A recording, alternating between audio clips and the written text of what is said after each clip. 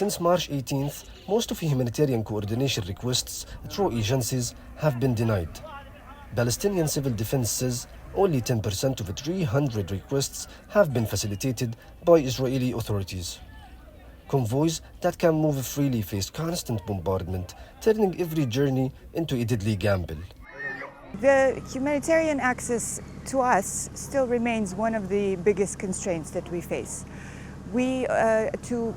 For us to coordinate a mission, it is a very, very long process. That can take sometimes many hours.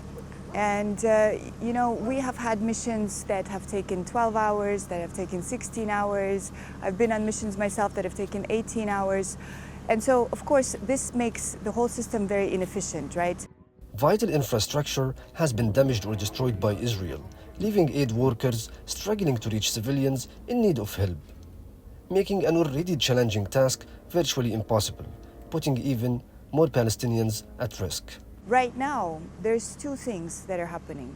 The volume of supplies that are entering are still really barely enough to scratch the surface, and we're still far below the minimum where we need to be to meet people's needs. And then in addition, these constraints that I speak of, so these delays to move from one point to another point to another point. Palestinian NGOs say they are paying a heavy price, losing colleagues, offices, and their ability to work freely. More than 500 humanitarian workers have been killed in attacks since the beginning of the war. Under international law, deliberate violence against aid workers is considered a war crime. As one who is representing the national NGOs, we have so many of male, female colleagues who lost their lives as aid workers.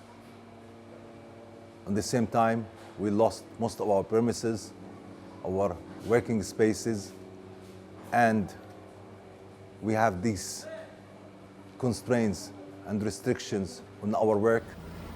Despite the dangers and restrictions, agencies insist they will keep pushing to deliver food, water, and medicine to those in need.